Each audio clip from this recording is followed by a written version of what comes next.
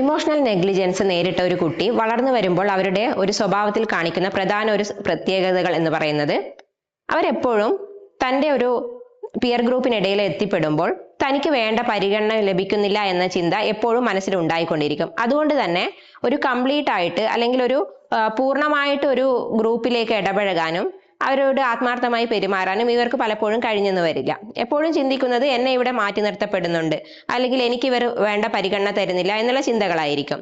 ഇത് കൂടാതെ തൻ്റെ ആവശ്യങ്ങൾ അവതരിപ്പിക്കാനുള്ള ഒരു ഘട്ടം എത്തുമ്പോൾ അവിടെയും ഞാൻ പറഞ്ഞു കഴിഞ്ഞാൽ അവരത് അംഗീകരിക്കുമോ തുടങ്ങിയ സംശയങ്ങൾ മനസ്സിലേക്ക് വരികയും അതിന് പറ്റാതെ പോവുകയും ചെയ്യുന്നു. ഇതുകൊണ്ട് തന്നെ അവരുടെ പല അവസരങ്ങളും നഷ്ടമാവുകയും ചെയ്യുന്നുണ്ട്. കൂടാതെ വരുന്ന ഒരു പ്രശ്നം എന്ന് വിചാരിച്ചാൽ അവർക്ക് എപ്പോഴും സംശയമായിരിക്കും.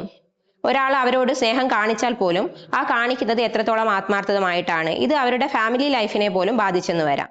കൂടാതെ എപ്പോഴും ഒരു ഇൻട്രോവേർട്ട് ക്യാരക്ടറിലേക്ക് മാറാനുള്ള സാധ്യതയും വളരെ അധികമാണ്.